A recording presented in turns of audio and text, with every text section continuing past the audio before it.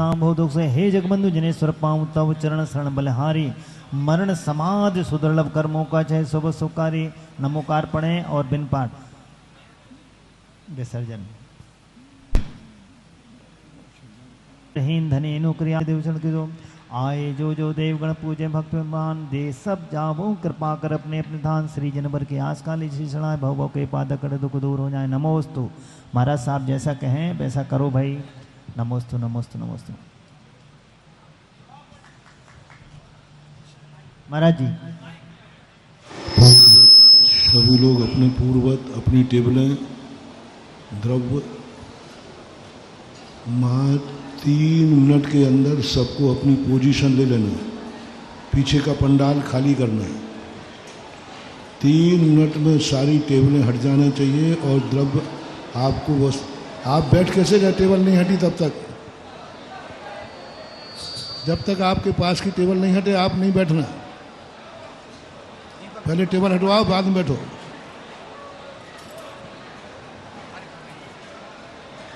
बैठना नहीं है, पहले टेबलों को और थालियों को शिफ्ट करो।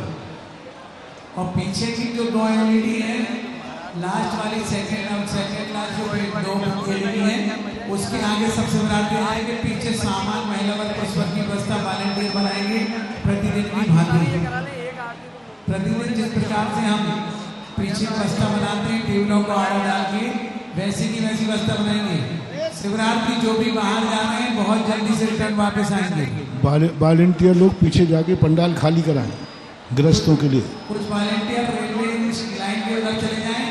ये जो शिवरात्रि वहां जा रहे हैं बाहर नहीं जाए, सीधे अंदर के अंदर वापस आ जाए। 1 मिनट हो गया है, 1 मिनट हो गया है। 2 मिनट के अंदर पूरा पंडाल व्यवस्थित होना चाहिए।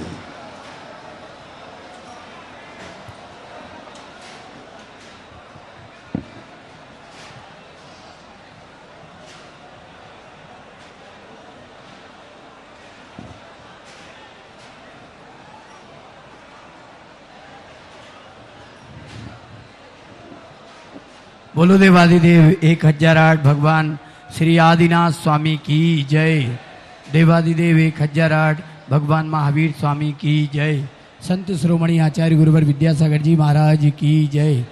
परम पूज्य आध्यात्मिक संत निर्यापक श्रमण तीर्थ चक्रवर्ती मुनिपुंगव बीच की टेबल नहीं उठी। देखो शिवरार्थी बैठ गए वहां पर, देखो वो टेबल मेरी उंगली दिखा रहा हूं मैं, और उसके आजू बाजू बैठ गए। थोड़ा आदेश को सुनना चाहिए। और जिस बाजू की टेबल खड़ी रहेगी वो बैठेगा तो फिर उसको पूरे प्रवचन में खड़े रहना पड़ेगा।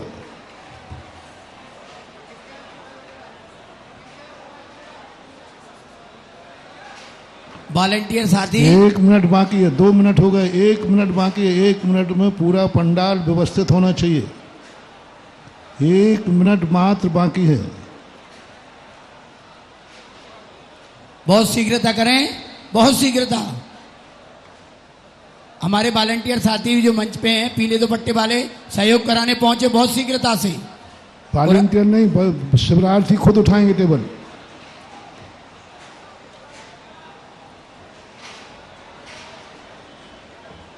कई लोग रेलिंग के किनारे टेबल लगा लेते हैं और फिर उसको तकिया बना लेते हैं।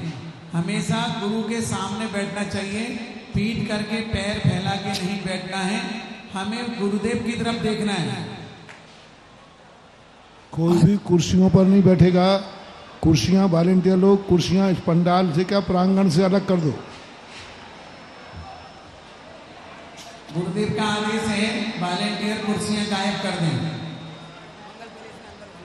यहाँ आसपास भी नहीं रहे, गैलरी में नहीं रहे, पंडाल से बाहर। मंगल पैलेस में हमारे साथी कुर्सियां सारी उठाकर पहुंचाएं। वॉलंटियर साथी सुधा में सेवा संगठन, सुधा संगठन, जैन मिलन के सभी साथी बहुत शीघ्रता से करें। आइए हम चलेंगे धर्म सभा की ओर। आज की इस मंगलमयी धर्म सभा में का मैं दीप प्रज्वलन करने का सौभाग्य, चित्रानावन का सौभाग्य हमारे सचिन भाई, मनीष भाई, केसली परिवार सागर वालों को मिल रहा है। बहुत सम्मान के साथ हमारे शिवरार्थी साथी भाई सचिन जी, मनीष जी पधारेंगे। शिवरार्थी हैं, मध्य से आएंगे। हमारे महाशांति धारा का 3 मिनट हो गए, फिर भी शिवरात्रि खड़े क्यों हैं? 3 मिनट पूर्ण हो चुके, फिर भी आप खड़े हैं, क्यों खड़े हैं? बैठिए। पुण्योदय तीर्थ बजरंगगढ़ कमेटी के अध्यक्ष आदरणीय श्री SK जैन साहब को महाशांति धारा मुख्य पांडुक शिला पर करने का सौभाग्य प्राप्त हुआ। मैं बहुत सम्मान के साथ उन्हें आमंत्रित करूंगा। परम पूज्य गुरुदेव के श्री चरणों में श्रीफल भेंटकर दीप प्रज्वलन चित्र नवावरण के कार्यक्रम में सम्मिलित हों। हमारी जैन समाज के अध्यक्ष महामंत्री उनका सम्मान करेंगे। पुण्यार्जक परिवार उन्हें पगड़ी पहनाएंगे और चक्रवर्ती द्वय उन्हें गुरुदेव की माला से यहाँ अभिनंदित करेंगे। आइए सचिन जी, श्री SK जैन साहब और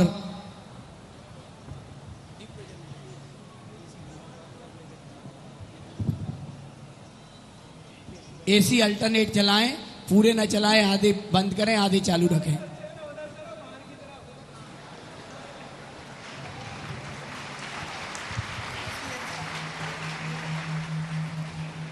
सचिन जी पधारें।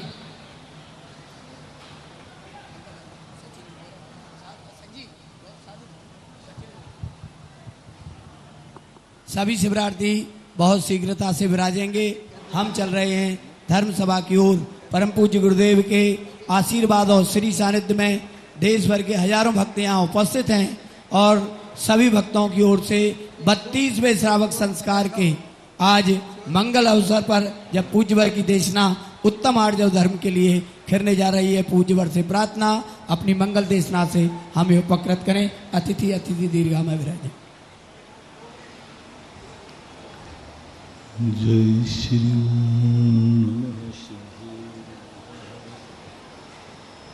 जय श्री ओम नमः सिद्धेभ्यः। सर्वमंगल मांगल्यं सर्वकल्याणकारकं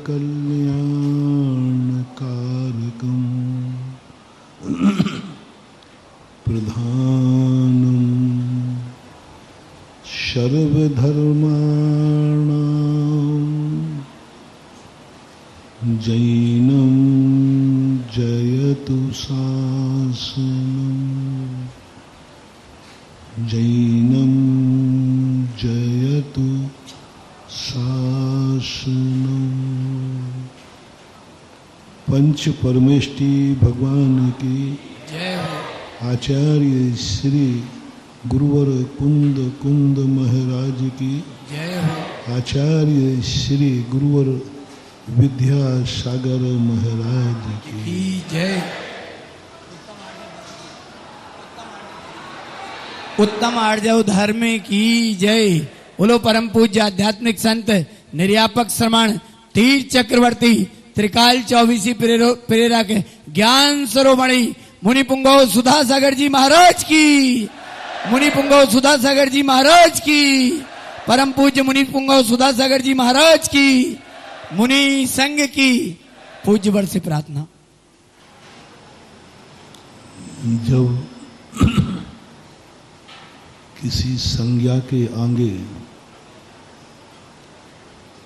कोई विशेषण लगता है तो वह उपाधि कहलाती है, और जब किसी संज्ञा के साथ बाद में कोई शब्द लगता है तो वह उनकी उत्कृष्टता कहलाती है। किसी भी व्यक्ति के साथ में, भगवान के साथ में भी नाथ लगता है बाद में, पहले लग जाए तो वो उपाधि हो जाएगी और बाद में लगता है तो वो उनकी एक असाधारण विशेषता होती है, गुण होता है, वो उसके धनी होते हैं, मालिक होते हैं। उपाधि उपमा रूप होती है और बाद में लगाया हुआ विशेषण तद्रूप होता है। जैसे भगवान के साथ नाथ, मुनियों के साथ सागर, इसी प्रकार से संज्ञा के साथ क्षमा के साथ क्षमा धर्म। ये क्षमा का दिन नहीं है, ये क्षमा पर्व नहीं चल रहा है, क्षमा धर्म। मार्दव धर्म, आर्जव धर्म। उत्तम जो है वो विशेषण है, उत्तम एक उपमा है। उत्तम शब्द सम्यक दर्शन से लिया गया है। सम्यक दर्शन को क्षमा के आगे उपाधि के रूप में प्रसिद्ध किया, विशेषता के रूप में किया, विशेषण रूप में हुआ। क्षमा सम्यक दर्शन नहीं है, सम्यक दृष्टि के पास क्षमा होती है। क्षमा, मार्दव, आर्जव आदि ये भाव, ये सम्यक दर्शन नहीं है, ये सम्यक दृष्टि के पास है, सम्यक दर्शन के विशेषण से युक्त है। जैसे अपन पूज्य आचार्य महाराज को कहते हैं संत शिरोमणि, उनका नाम तो विद्यासागर है, लेकिन उनकी विशेषता ये है संसार के समस्त संतों में वो शिरोमणि। तो इसी प्रकार सम्यक उत्तम शब्द लगाया गया। उत्तम का अर्थ सम्यक दर्शन से, सम्यक दर्शन पूर्वक क्षमा। क्षमा को सम्यक दर्शन नहीं बनाना, सम्यक दर्शन को क्षमा नहीं बनाना, सम्यक दर्शन पूर्वक क्षमा। जैसे मति पूर्वकम श्रुतम, तो मति पूर्वक श्रुत होता है, मति का नाम श्रुत नहीं है। सम्यक दर्शन पूर्वक क्षमा, सम्यक दर्शन पूर्वक मार्दव, सम्यक दर्शन पूर्वक आर्जव, सम्यक दर्शन पूर्वक। लेकिन अंत में जो रखाया धर्म शब्द, ये तुलनात्मक नहीं है, ये तद्रूप है, ये विशेषण मात्र नहीं है। यही धर्म है, वही स्वरूप है।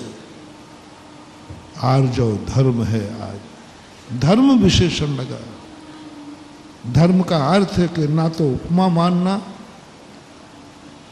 ना किसी के प्रति पूर्वक मानना, वही धर्म है। यानी आर्जव ही धर्म है, क्षमा ही धर्म है। समान अर्थ में नहीं है, अधिकरण भिन्न नहीं है, संज्ञा लक्षण भिन्न नहीं है, नाम ही है उसका क्षमा धर्म, ये पूरा नाम है। मार्दव धर्म, ये पूरा नाम है। यदि किसी का अधूरा नाम कर दोगे तो अर्थ बदल जाएगा। जैसे विद्या सागर है, अब विद्या सागर अलग कर दो तो विद्या का नाम क्या है? किसी लेडीज का नाम भी हो सकता है। कोई भी नाम ले लो, कितने नाम है जिनका सागर हटा दो तो वही स्त्रियों के सुधा सागर, तो सागर हटा दो सुधा हो गया। सबके यही है। सागर जब लग जाता है महान कार्यों की तो उनकी संज्ञा। आर्जव स्वयं धर्म है, और धर्म का अर्थ होता है जो कहीं बाहर से नहीं आता, अपने अंदर से प्रकट होता है। धर्म ना तो शिविर में मिलता है, धर्म ना तो मंदिर में मिलता है, धर्म ना तो नमोकार मंत्र में मिलता है। धर्म यदि कहीं उत्पन्न होता है, मिलता नहीं है। धर्म मिलता नहीं है, धर्म उत्पन्न होता है, धर्म प्रकट होता है, धर्म उजागर होता है। बल्कि ये कहो धर्म उत्पन्न भी नहीं होता है, धर्म तो वस्तु का स्वभाव है। बत्थु सहावो धम्म, कितनी बड़ी बात। धर्म का अर्थ कार्तिकेय अनुप्रेक्षाकार ने बत्थु सहावो धम्म, बहुत बड़ी बात कह दी उन्होंने।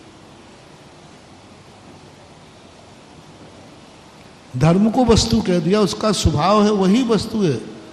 और स्वभाव ना तो कभी उत्पन्न होता है और ना कभी मिटता है, वो तो त्रिकालिक रहता है।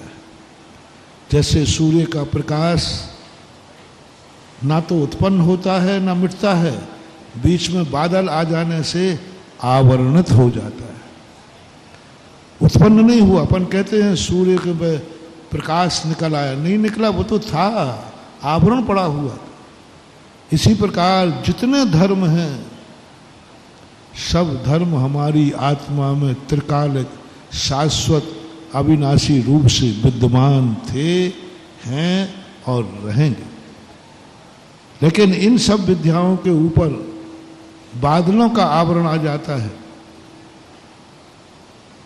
क्षमा के ऊपर क्रोध का आवरण आ जाता है, मार्दव पर मान का आवरण आ जाता है, और आर्जव पर छल कपट का आवरण। छल कपट उत्पन्न होता है। छल कपट किसी का स्वभाव नहीं है, किसी भी द्रव्य का स्वभाव नहीं है, किसी कण का स्वभाव नहीं है ही नहीं। कभी किसी भी वस्तु ऐसी नहीं है जिसका छल कपट करना स्वभाव हो, मायाचारी स्वभाव हो। नहीं, ये तो विभाव है, ये तो कहीं बाहर से आई है, ये तो बाहरी द्रव्य है, किसी दूसरे के निमित्त से उत्पन्न होता है। और उस निमित्त को हम जब ग्रहण कर लेते हैं तो मायाचारी व्यक्ति स्वयं से नहीं करता, मायाचारी किसी दूसरे को निमित्त बनाता है। हालांकि मायाचारी स्वयं में ही प्रकट होती है, लेकिन वो किसी ना किसी से पर का आलम्बन लेता है, लेकिन अपने अंदर प्रकट होता है। इसलिए कल कहा था, ये तीन धर्म भाव रूप हैं, कहीं भी देखने को नहीं मिलेंगे, कहीं भी देखने को नहीं मिलेंगे। जहां जहां आत्मा है वहां वहां आर्जव धर्म है, भाव है। अब हमें देखना है कि उसका आनंद कैसे ले। हमें प्रकाश की चिंता नहीं करना है कि प्रकाश सूरज में है, हमें अपने आंखों की चिंता करना है कि हमें देखने में आ रहा है कि नहीं। हम सोच रहे हैं कि प्रकाश आएगा कि नहीं आएगा, नहीं, प्रकाश तो है। हमें मात्र अपनी आंखों की ज्योति बढ़ाना है।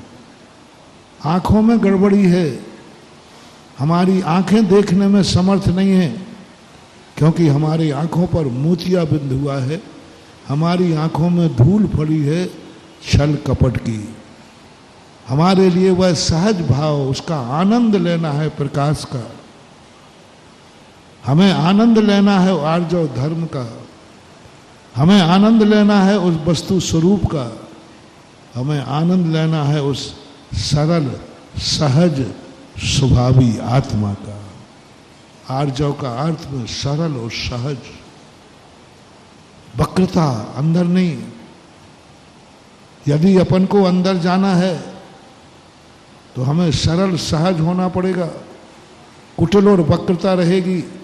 सांप जब बिल में जाता है, सांप सबको बोलते हैं वक्र गति होती है सांप की। सांप कभी सीधा नहीं चल सकता, लेकिन उसे भी जब बिल में जाना पड़ता है तो उसे भी सीधा होना पड़ता है। इसी प्रकार हमें अपनी आत्मा के अंदर प्रवेश करना है तो पहले तो हम अपने बाहरी द्रव्यों को, बाहरी प्रणतियों को कुटिलता से हम दूर बन जाए। कौन कौन है जो व्यक्ति हमारे साथ छल कपट कर सकते हैं, मायाचारी कर सकते हैं? बाहरी द्रव्य, बाहर से अंदर की तरफ चलते हैं अपन। बाहर में खोजो कहाँ कहाँ ठगी है,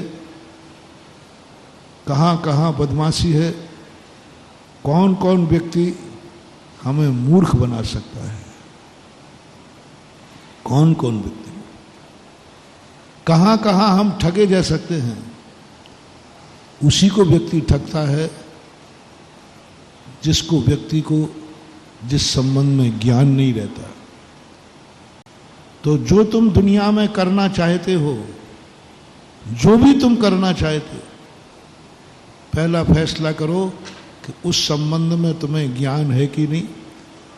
तुम बाजार में पहुंच जाते हो,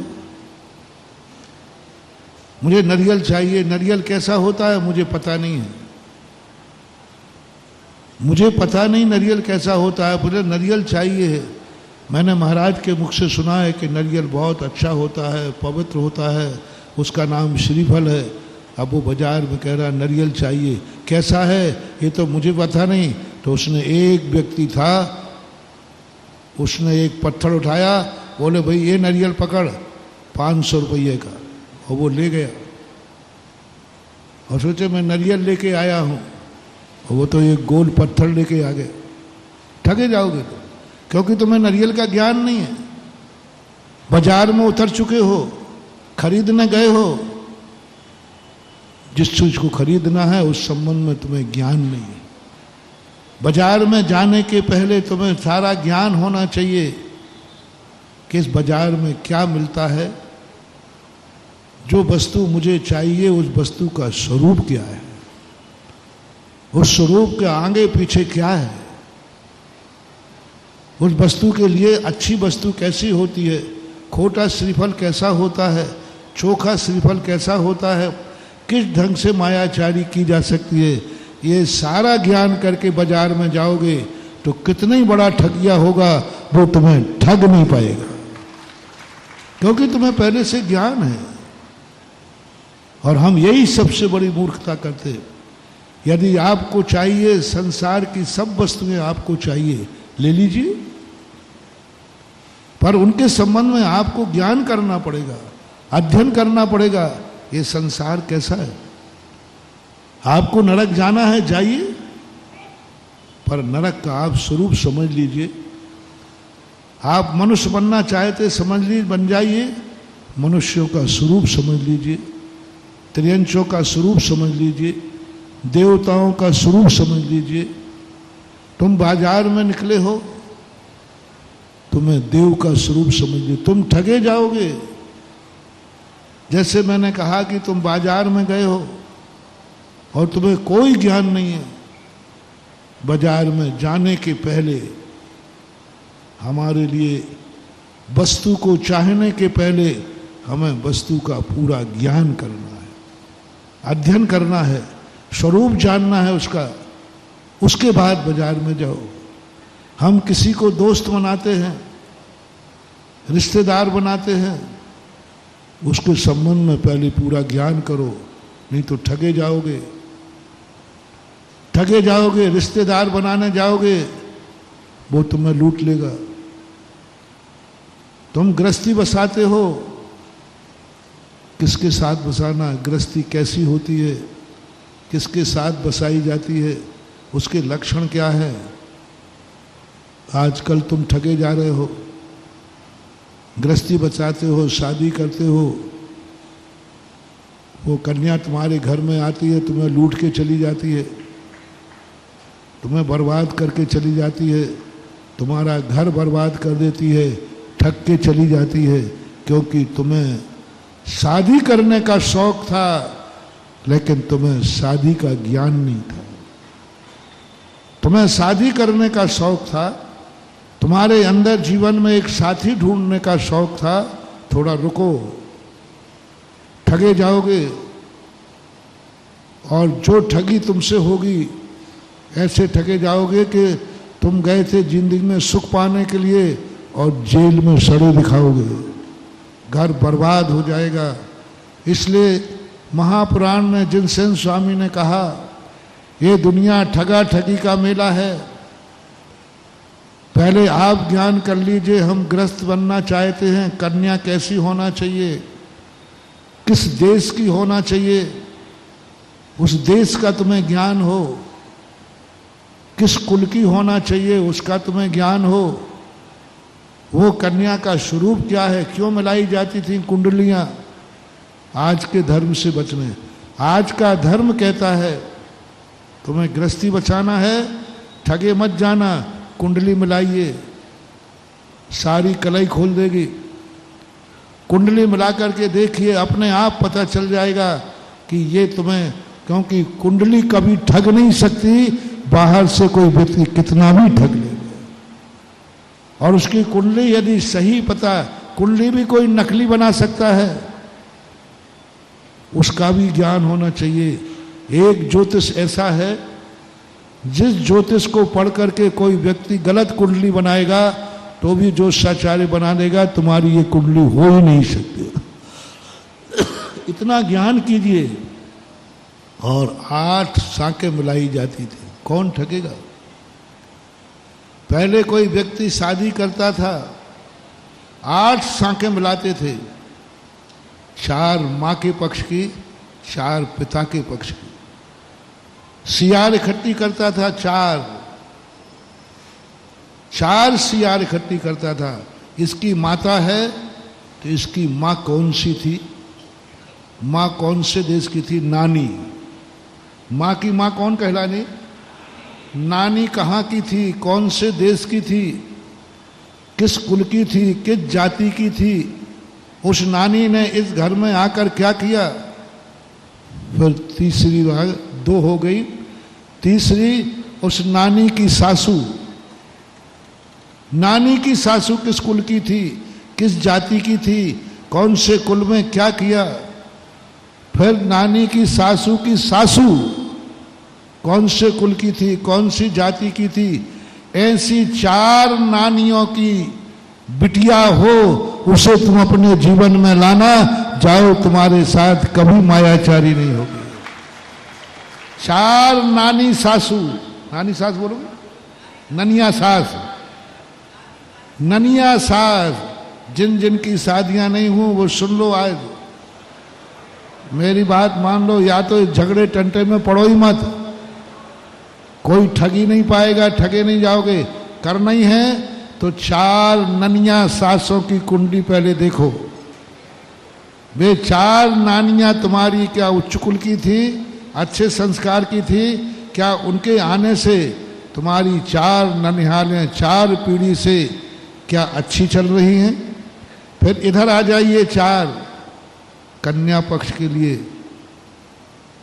जिससे शादी की जा रही है उसकी 4 पीढ़ियां, लड़का कैसा है, किस कुल का है, जाति का है, पिता का स्वरूप क्या है, पिता ने शादी कहाँ की है, किससे की थी, कैसे की थी? फिर पिता का पिता दादा, फिर दादा का पिता परदादा। 4 दादा और 4 नानियां जिस बेटा बिटिया की शुद्ध हो, जाओ तुम्हारे साथ कभी छल कपट मायाचारी नहीं हो। गृहस्थी बसाने चले हो यूं, और कुछ आता नहीं, मरोगे बेटा, और क्या ठगे जाओगे? ये ज्ञान तुम्हें होना चाहिए। गृहस्थी के बाद जब तुम अपने बाजार में आते हो, व्यापार करते हो, धंधा करते हो, तो आपको जो जो कार्य चाहिए है उसके संबंध में ज्ञान होना चाहिए। एक व्यापार को पढ़ाने के लिए 16 साल पढ़ाया जाता है। मास्टर ऑफ कॉमर्स, व्यापार में मास्टर होना है तो पहले 16 साल पढ़ो।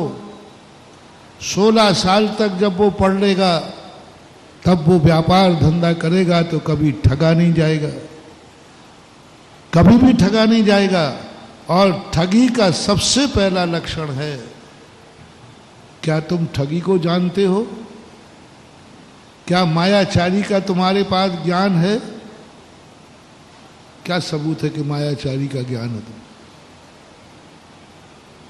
तुम्हारे लिए इतना ही मालूम है ना महाराज जी, हम बाजार में गए, किसी ने नकली माल दे दिया, ये ठगी कहलाती है। हम बाजार में गए, किसी ने मुझे 1 रुपए की चीज 10 रुपए में दे दी, ठगी कहलाती है।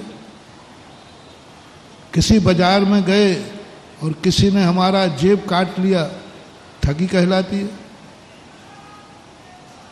इतने मात्र से यह ठगी का लक्षण नहीं बना। अभी तुम्हें मायाचारी का लक्षण ही पता नहीं है। अभी तुम्हारे पास जो मायाचारी है वो परकी है। दूसरा मुझे ठग लेता है, दूसरा मुझसे झूठ बोल रहा है, दूसरा मेरे से मायाचारी कर रहा है, दूसरा मेरे से अधिक बातें करके और मुझे बातों में ले रहा है। इसका नाम मायाचारी नहीं है, इसका नाम ठगी नहीं है। ये तो सभी जानते हैं, ये तो सभी के ज्ञान में आता है। इसके लिए उत्तम आर्जव धर्म की जरूरत क्या पड़ी थी?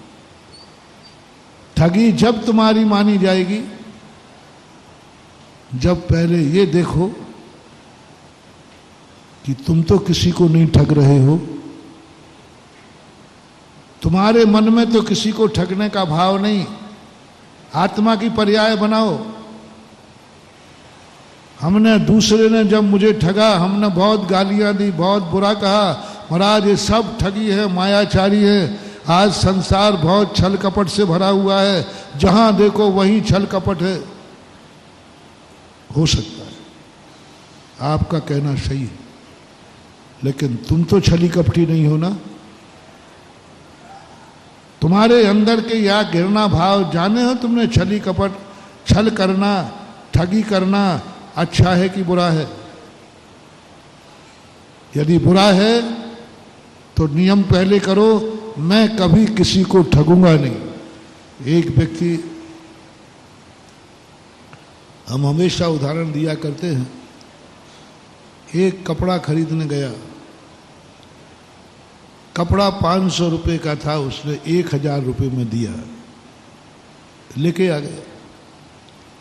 रास्ते में उसका दोस्त मिला, बोले भाई कहाँ से आ रहा है? बोले यार कपड़ा खरीद के आया हूँ, दिखाना। बोले 1000 रुपये का। बोले 1000 रुपये का?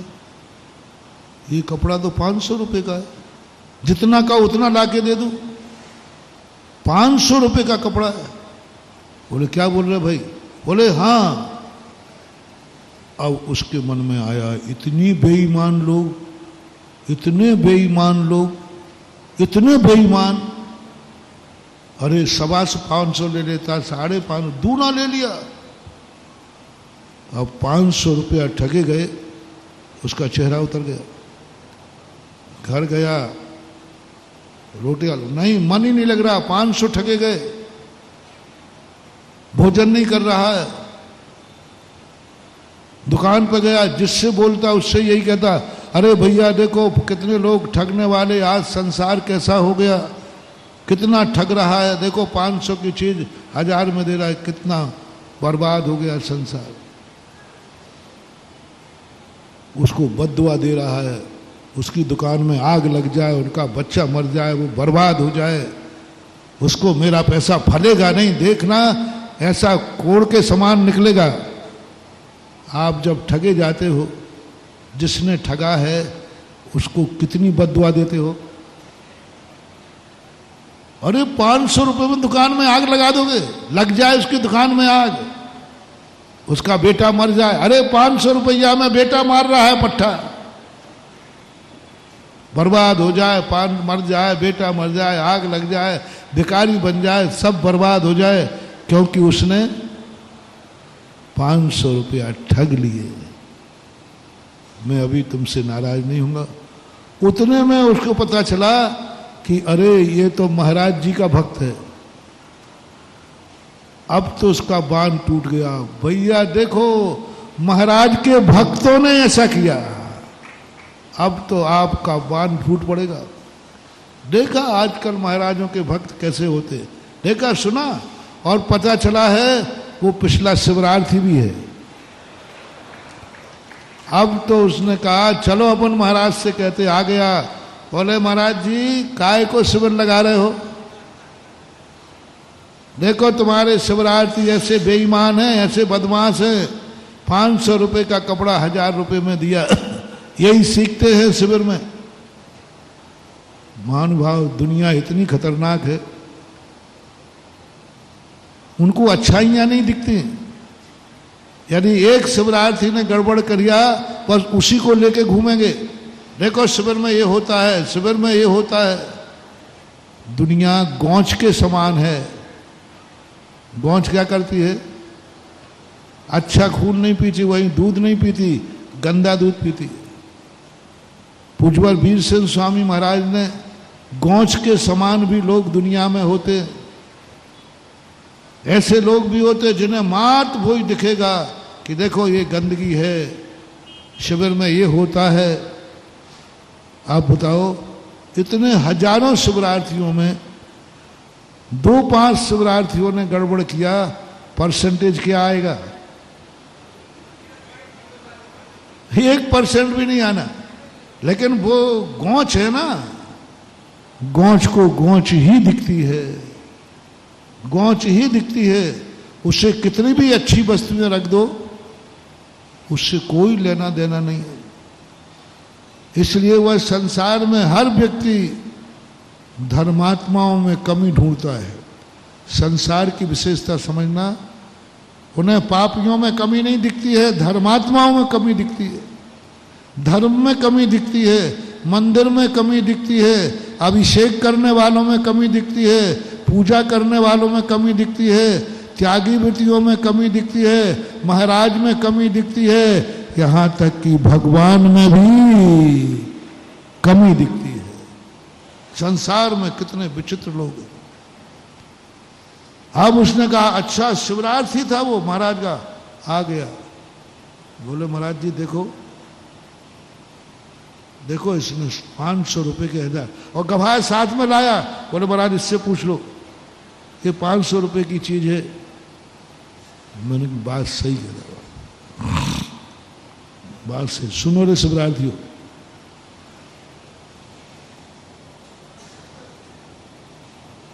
तुमने कहीं गड़बड़ किया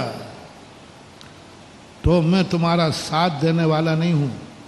मैं तुम्हारी जमानत लेने नहीं आऊंगा, बल्कि ये कहूंगा यदि मेरे शिवरात्रि ने गलती की है उसे कभी माफ नहीं करना, उसे पूरा साफ कर देना।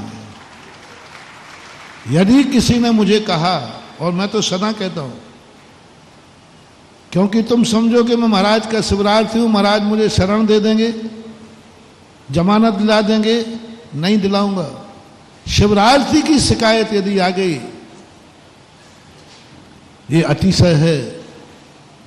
सुधा सागर का अतिशय सुनाओ।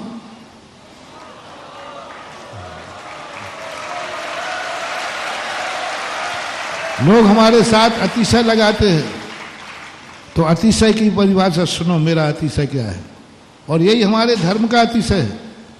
हमारा अतिशय ये है कि शिविर में भर्ती होकर के, और मैंने एप्लीकेशन लगाई हुई है, शिविर में भर्ती होने के बाद, मेरा भक्त होने के बाद, मेरे नमोस्तु करने के बाद, मेरा आशीर्वाद लेने के बाद यदि किसी ने गुटखा खाया तो उसे जरूर कैंसर होगा।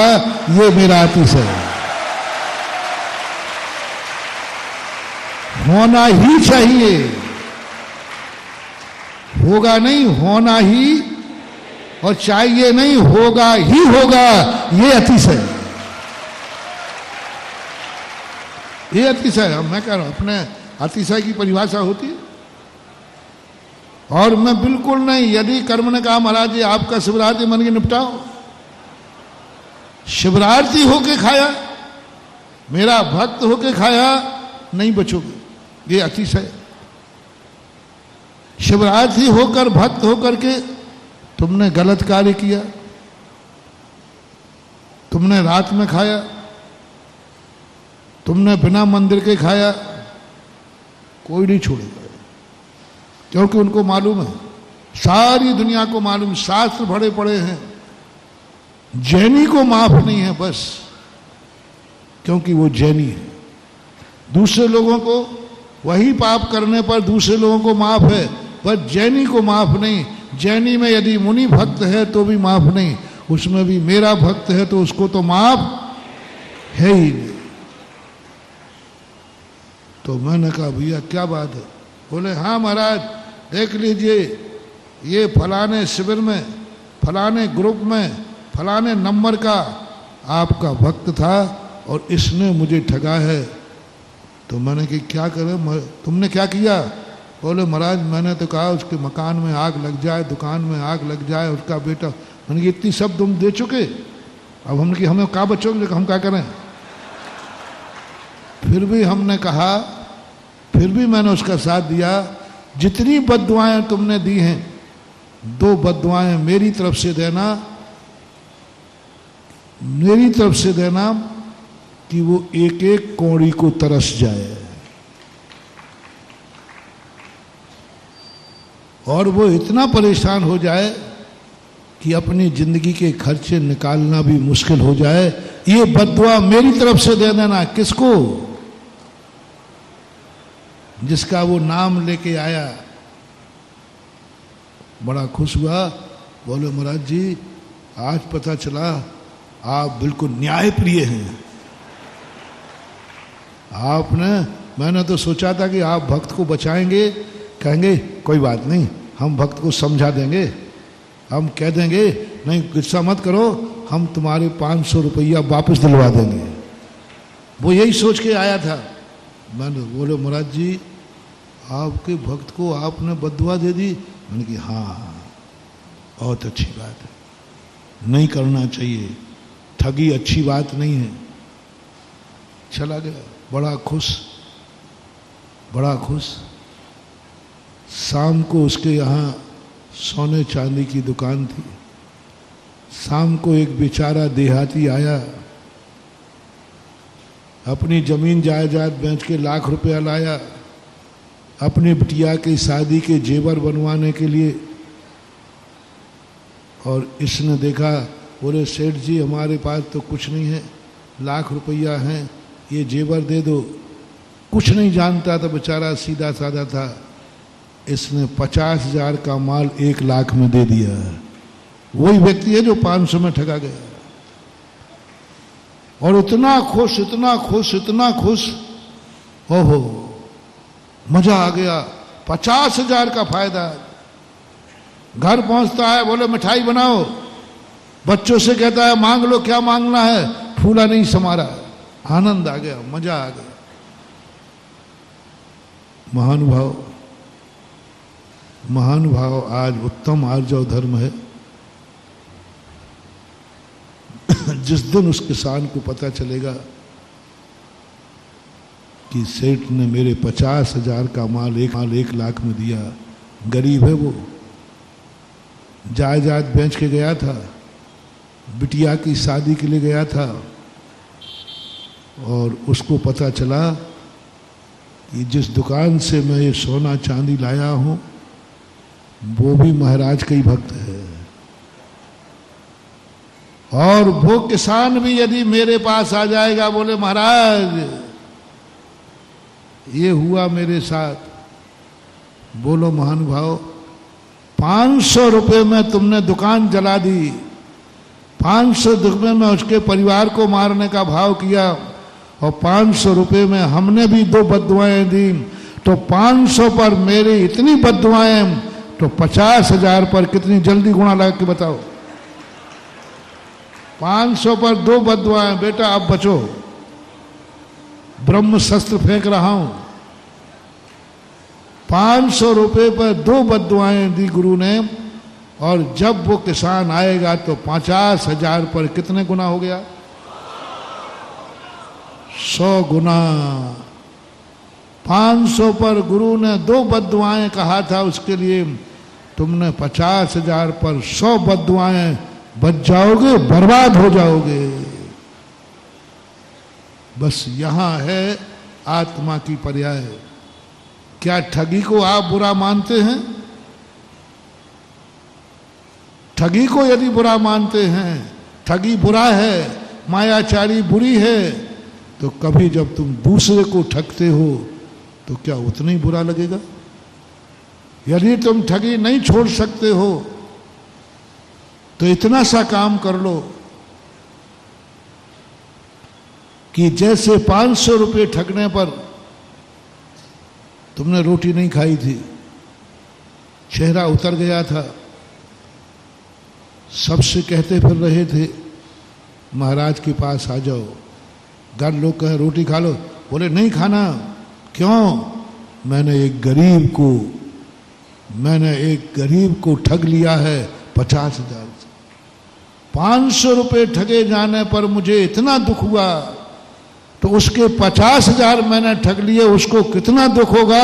बस इतना सा प्रश्न तुम अपनी आत्मा में ले जाओ, आज उत्तम आर्जव धर्म सफल हो जाएगा। कुछ ज्यादा कहने की जरूरत नहीं। आज का धर्म बिल्कुल सरल सहज है।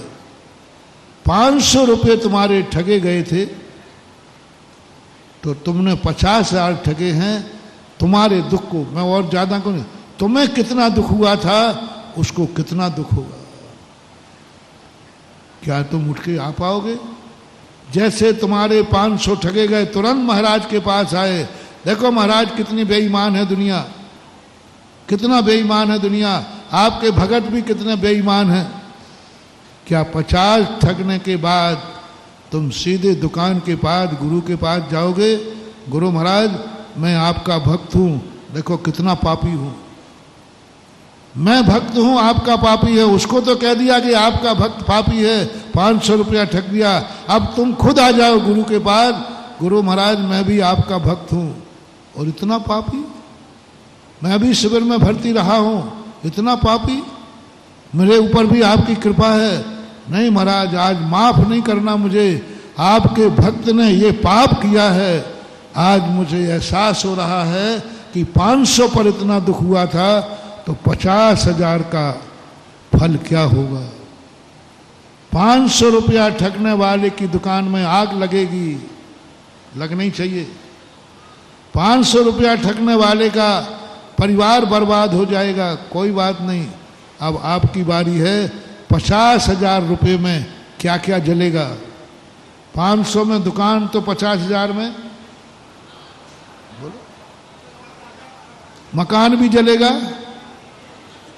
दुकान भी जलेगी, गाड़ी भी जलेगी, और तुम भी जल के मरोगे, क्योंकि जबकि यही जमेगी, विधान यही है।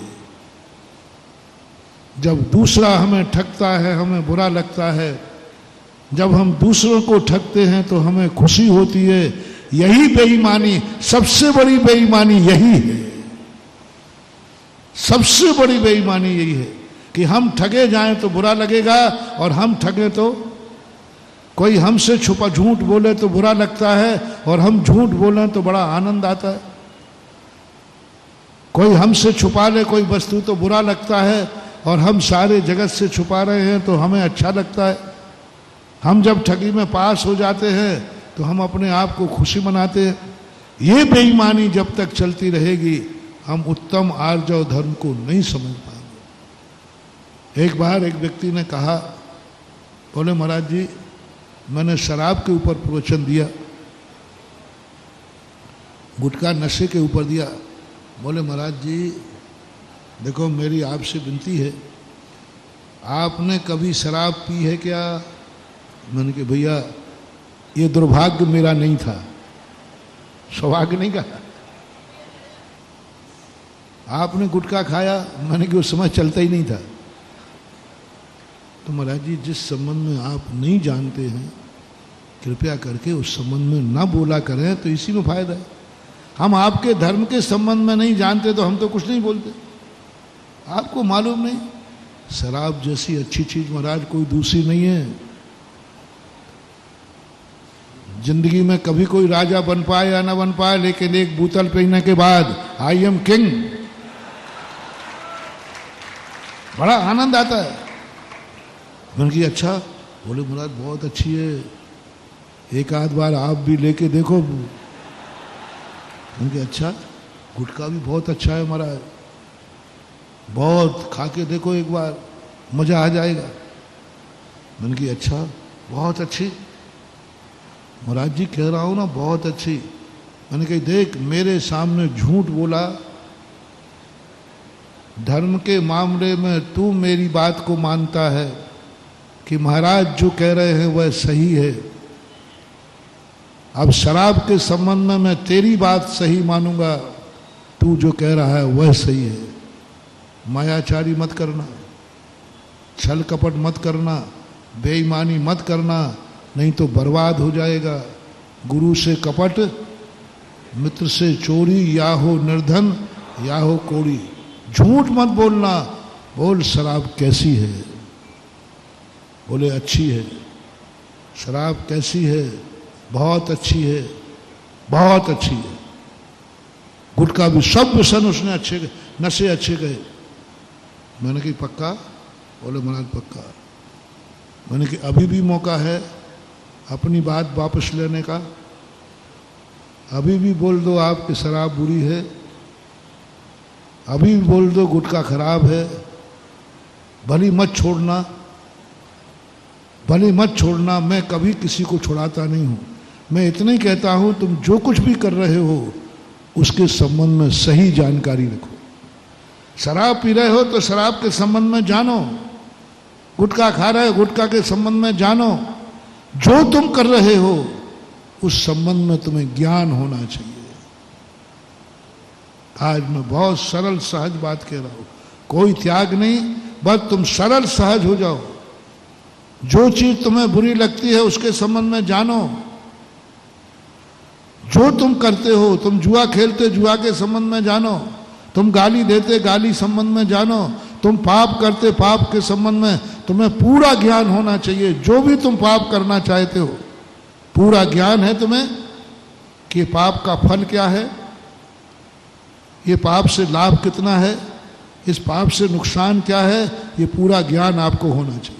मैं कुछ भी नहीं छुड़ाऊंगा, आज बिल्कुल सरल सहज भाव से कह रहा हूं। जो जो तुम्हें करना है सब करो, बस उसके संबंध में तुम्हें पूरा ज्ञान होना चाहिए।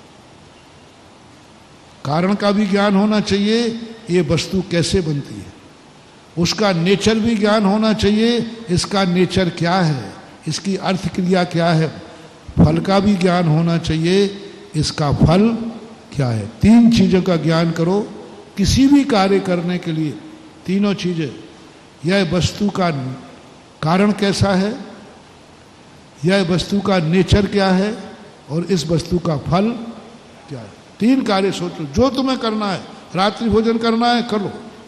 रात्रि भोजन क्यों कर रहे हो, कारण क्या है, रात्रि भोजन का नेचर क्या है, और रात्रि भोजन का फल क्या है। यदि मैंने किया तो इसका फल मुझे क्या मिलेगा। किसी का तुम मर्डर करने जा रहे हो, जाओ, मैं नहीं रोकूंगा। तीन चीजें मान लो। मर्डर करने का कारण क्या है,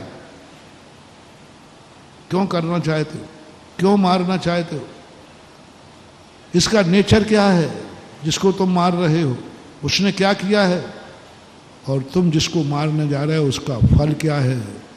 धारा 302। हर मारने वाले को मेरा कहना है तुम्हें सारे 302 धारा का ज्ञान होना चाहिए। तुम्हें यह होना चाहिए कि यदि इसका फल मिलेगा तो क्या मिलेगा। 302 धारा का आजीवन कारावास, फांसी, XYZ जो भी मिलता है वह ज्ञान तुम्हें मारने के पहले करना है, बाद में नहीं। कब करना है, पहले करना है कि यदि मैंने इसको मारा तो इसका दंड ये मिलेगा, मुझे फांसी मिलेगी, मुझे जेल मिलेगा, मेरा परिवार उजड़ जाएगा, मेरा बर्बाद हो जाएंगे, मेरे बाल बच्चे छूट जाएंगे, मेरा पत्नी छूट जाएगी, मेरे माँ छूट जाएंगे, मेरा धर्म छूट जाएगा, मेरे गुरु छूट जाएंगे, मेरे 10 लाख क्षण पर्व छूट जाएंगे। ये सारा का सारा हिसाब मारने के पहले सोच लो। जाओ, तुम उसे मारने जा रहे हो, मार लोगे, लेकिन मारने के बाद जो फल मिलेगा उसकी क्या तैयारी है, उसकी क्या तैयारी। तुम जेल में सड़ोगे, पूरा घर अनाथ हो जाएगा, बच्चे अनाथ हो जाएंगे, तुम्हारे घर में रहते हुए बच्चे परिवार लुट रहा है, तुम्हारे बाद तुम्हारे परिवार का क्या होगा। मंदिर छूटेगा 10 लाख क्षण में। कोई जेल में जाके तुम्हें मंदिर के दर्शन कराने नहीं आएंगे। गुरु छूटेगा, सब छूटेगा। ये फल का ज्ञान तुम्हारे अंदर होना चाहिए। तुमसे पूछूं कि तुमने इसको मर्डर किया है, क्या तुमने सोचा था। मैंने तो सोचा ही नहीं, मैंने तो मार दिया। नहीं, फल का ज्ञान होना चाहिए, इसका फल क्या निकलेगा। जिसको मार दूंगा उसके परिवार का क्या होगा, इसने अपराध किया उनके बच्चों का क्या होगा। पर ये सारा फल तुम्हें ज्ञान होना चाहिए। तुम जुआ खेलते हो, उसका फल क्या होगा। पांडवों को याद रखो, युधिष्ठिर जैसे व्यक्ति रोड पे आ गए, तुम किस खेत की मूली हो। तुम गाली दे रहे, जो कुछ भी तुम कर रहे हो उसका 3 ज्ञान, इसका कारण क्या है, इसकी अर्थ क्रिया क्या है, नेचर क्या है, इसका फल क्या है। इन 3 चीजों में यदि तुम्हारा नॉलेज है, ज्ञान है, फिर तुम करते हो, तो फिर कोई भी तुम्हारे लिए रोकने का मेरा अधिकार नहीं है। तुमने कहना महाराज मैंने ठान लिया कि मेरा घर बर्बाद होगा, मेरे बच्चे अनाथ होंगे, मैंने ठान लिया कि मुझे फांसी मिलेगी। अब कौन रोक सकता, जाइए। अब कोई रुकने का सवाल ही नहीं उठता। क्योंकि तुमने तो इतने सारे लोगों को सजा देने की सोच ली। मैंने झूठ मत बोलना। आज मैं तुम्हारे ऊपर, जैसा तुम मेरे धर्म के ऊपर विश्वास करते हो, धर्म के संबंध में जो तुम बोलते मैं बोलता हूं, आप कहते महाराज जो बोल रहे हैं वही सही है। लेकिन आज मैं तुम्हारे ऊपर विश्वास कर रहा हूं, तुम्हारे ऊपर विश्वास कर रहा हूं। सही बोलो, शराब अच्छी है या बुरी? झूठ मत बोलना, गलत मत बोलना, मैं टेस्ट करूंगा। उसने कह दिया सही है, शराब अच्छी है। मैंने कहा ठीक। मैंने कहा तुम्हारे यहां बिटिया है? बोले है। तो लो श्रीफल लो, पकड़ो, ये पकड़ो कि मैं अपनी बिटिया को शादी उसी से करूंगा जो संसार में सबसे ज्यादा शराब पीता है, क्योंकि शराब अच्छी है, उसी से करूंगा। मैंने पीछे उठा ली। मैं आशीर्वाद दूंगा, तेरी बिटिया की शादी उसी से होगी जो संसार में सबसे ज्यादा शराब पीता होगा, और शराब पी करके 24 घंटे नाली में पड़ता होगा, और नाली में पड़े हुए कुत्ते उससे मुंह में लघु शंका करते होंगे, उसी से शादी करोगे, क्योंकि शराब अच्छी चीज है। शराब अच्छी चीज है। जो दिन भर शराब पीवे, शराब पी के कहाँ मिले? नाली में। और कुत्ते क्या कर रहे हो? उसे के मुंह में लघु शंका कर रहे हो, और वो कह रहा हो मधुरम मधुरम। मैं नहीं, पद्मनंदी पंचविंशति में, जो अपना पद्मनंदी पंचविंशति है, महान ग्रंथ है, उस ग्रंथ में लिखा है, उस ग्रंथ में लिखा है कि जब शराब पी करके जो नाली में, अच्छी शराब पीता है, जो जम के पीता है जो वो, और कुत्ता उसमें लघु शंका करता है उसके मुंह में, और उसको मधुरम मधुरम और आने दे। ऐसे व्यक्ति से तुम्हारी बेटी की शादी होगी, और तुम्हें करना है, यदि तुमने सही बोला है तो। यदि तूने सही बोला है तो आज ये आशीर्वाद ले ले और करे, बोल दे हाँ महाराज मैं उसी से शादी करूंगा। जो दिन भर गुटखा खाता हो, आधा किलो दिन भर में, क्योंकि गुटखा खाने वाले सुनो रे, जो गुटखा खाता है उसी के साथ शादी होगी बेटी की, क्योंकि गुटखा, बोलते जाओ, गुटखा अच्छा है। जो दिन भर जुआ खेलता हो, कोई कमाई धमाई कुछ नहीं करता हो, बिटिया की शादी उसी से करना है। आशीर्वाद दूं, आप लोगों को दूं? हो गुटखे के दीवानों, और थोड़ी बहुत कभी आज आर जाओ देने, झूठ मत बोलना। या तो खड़े होकर अपने अंदर से बोल लो शराब बुरी थी, बुरी है, बुरी रहेगी। बुरी ही नहीं है, महाबुरी है, निकृष्ट है। गुटखा पाप है, निकृष्ट है। जितनी आलोचना कर सको उतनी आलोचना कर डालो, और या फिर बिटिया की शादी उससे करने को तैयार रहो। मैंने भी रौब बदल दिया। बेटा तलवार से निकली, म्यान से निकली तलवार छत्री की, और साधु का निकला वचन, वापस तो नहीं होगा। अब तो होगा, ये होके रहेगा। तेरी बिटिया की शादी उसी से होगी जो नाली में पड़ा होगा और कुत्ते लघु शंका कर रहे होंगे, वही तेरा कुंवर साहब होगा। और मैंने कह दिया तो सबको मालूम है, महाराज के मुख से निकल गया तो मैंने भी टोला, जो तुम लोग खोलते हो ना, तो मैंने कहा इसका मैं भी लाभ उठा लूँ। मैंने उसको दे डाली कुड़की। मैंने कहा देख लो हो जाएगा। पैर पकड़ लिए, बोले महाराज जी माफ़ करो, क्षमा करो, महाराज जी ऐसा अभिशाप मत दो, ऐसा अभिशाप मत दो। महाराज जी झूठ, मैंने बोला बिटिया बर्बाद हो जाएगी। मैंने कैसे हो जाएगी, शराब तो बोलते जाओ ना, शराब तो अच्छी है। कैसे बर्बाद हो जाएगी? मैं कोई गलत कार्य कराऊंगा? अरे बाप को जो अच्छा लगता है वही तो मैं कह रहा हूं। यथार्थ घटना है। रो पड़ा, बोले महाराज जी मत ऐसा करो। मैंने कहा वो तो होगा, अब कुछ नहीं। जब तेरी हिम्मत देखो, क्या बोल रहा महाराज तुम भी पी के देखो, औकात तो देखो। लोग मेरे से कहते महाराज जी आप कुछ ज्यादा बोल जाते हो, भाषा समिति से बाहर बोल जाते हो। अरे उसकी हिम्मत तो देखो, वो मेरे से क्या बोल रहा है, देखो तो सही। सब मुझे देखते हो महाराज जी आप बहुत कठोर बोलते हो, बहुत तीखा बोलते हो। अरे लोग मेरे लिए क्या क्या बोल रहे हैं, थोड़ा इस पर भी विचार करो।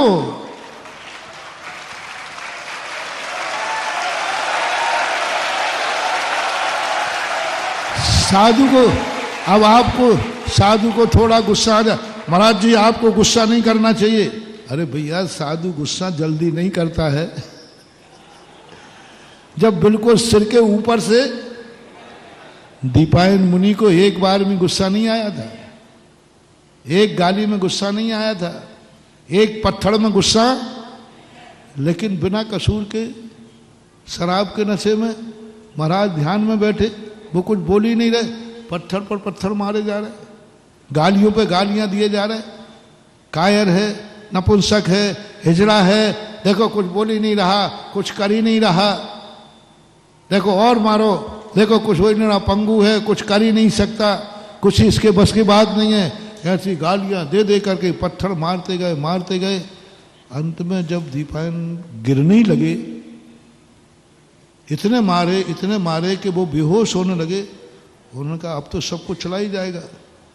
उन्होंने कहा क्या समझ रखा है, अब सुनो दहाड़।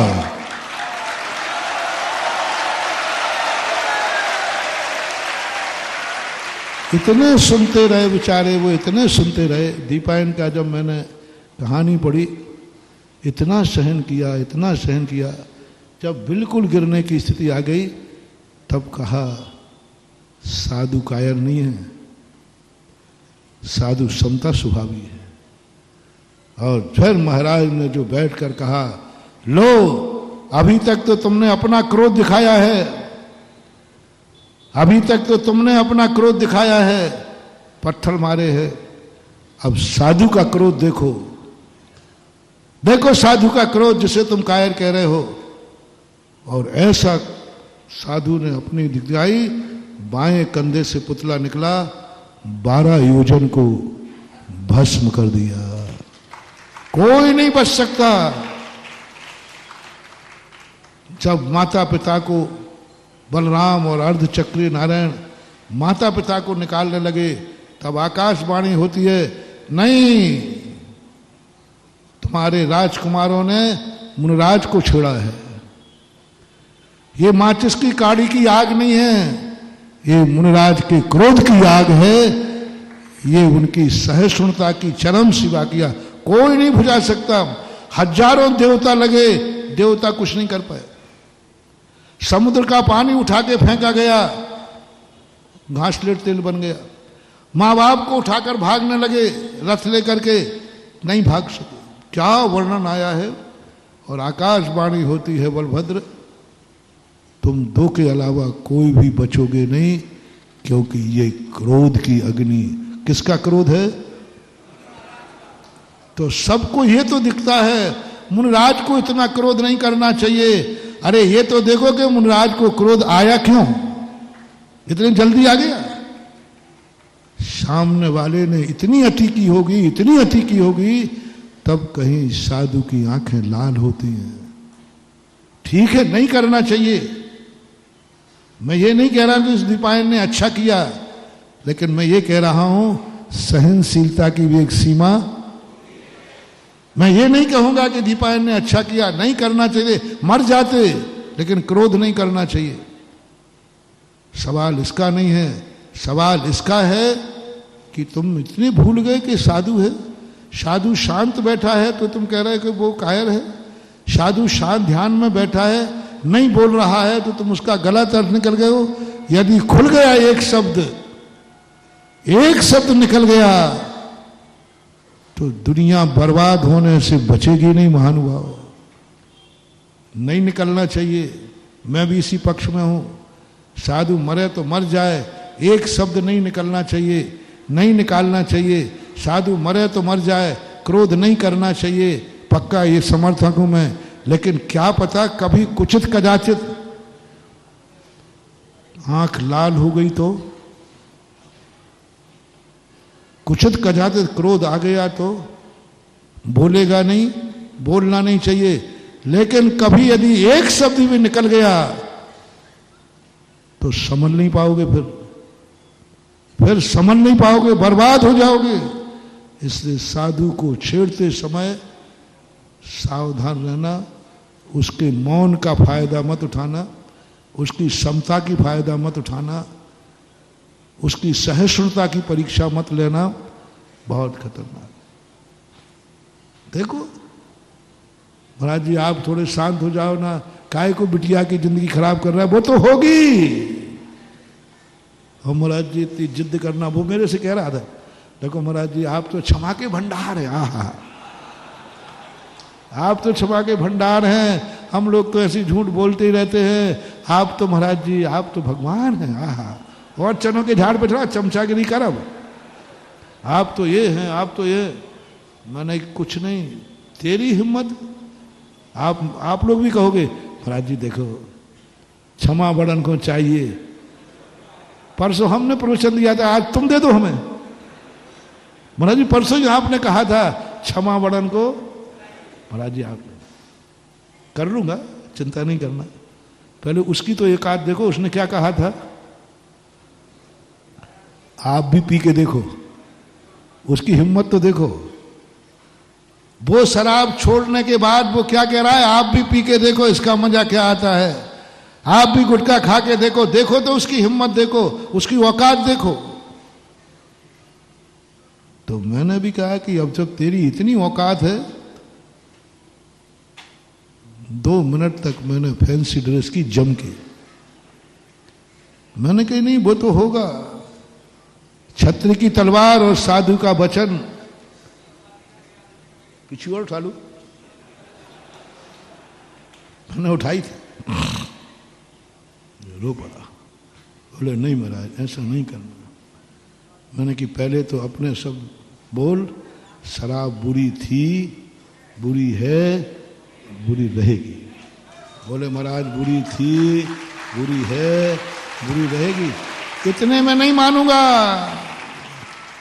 आज के बाद शराब बुरी थी तो तू मरते मर जाएगा, लेकिन कभी शराब को हाथ नहीं लगाएगा। या तो ये कर ले, नहीं तो ये कर ले। क्या मचा रखा है हमने, छोड़ दिया उसने। बिटिया बच गई, हालांकि नहीं करता, गड़बड़ नहीं करना, ये तो ऊपर से था। साधु कभी अंदर से क्रोध नहीं करता, ऊपर से करता है। साधु कभी कठोर शब्द भी बोल देता है, कभी कठोर शब्द बोल देता है, निंदनीय शब्द बोल देता है, छोटा शब्द बोल देता है, क्रोधात्मक शब्द बोल देता है। महानुभाव वो सब ऊपर से बोलता है, जैसे मां बोलती है बेटे से।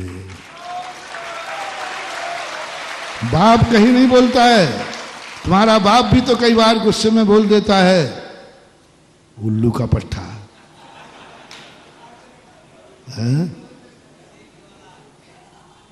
अरे बहुत बहुत शब्द बोलते, आप लोग मुझे हेल्प करो ना। सुअर अभक्ष खाता है, सुअर का बच्चा है, कुत्ते कुछ भी बोल देते हैं।